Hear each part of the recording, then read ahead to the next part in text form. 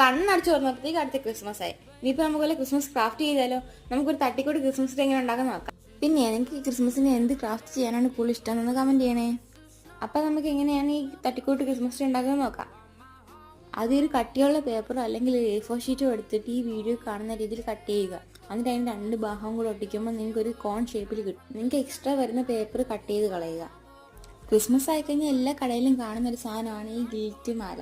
ഞങ്ങളുടെ സ്ഥലത്ത് ഇത് ഗിൽറ്റ് മാല എന്നാണ് പറയുന്നത്. നിങ്ങളുടെ സ്ഥലത്ത് എന്ന് പറയുന്നത് കമൻറ്റ് ചെയ്യണം.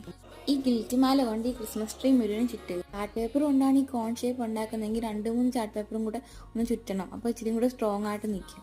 പുൽക്കൂടിൻ്റെ അടുത്തോ അല്ലെങ്കിൽ വെളിയിലാണ് നിങ്ങൾ ഈ ക്രിസ്മസ് വെക്കുന്നതെങ്കിൽ കാറ്റ് വന്നാൽ മറിഞ്ഞു വീഴാതിരിക്കാനാണ് ഞാൻ ഈ കാര്യം പറഞ്ഞത്. അപ്പോൾ നമ്മുടെ തട്ടിക്കൂട്ട് ക്രിസ്മസ് ട്രീ അങ്ങനെ പറയുന്നില്ല. ഇപ്പോൾ നമ്മുടെ ക്രിസ്മസ് ട്രീ ഇവിടെ റെഡി ആയിരിക്കുകയാണ്.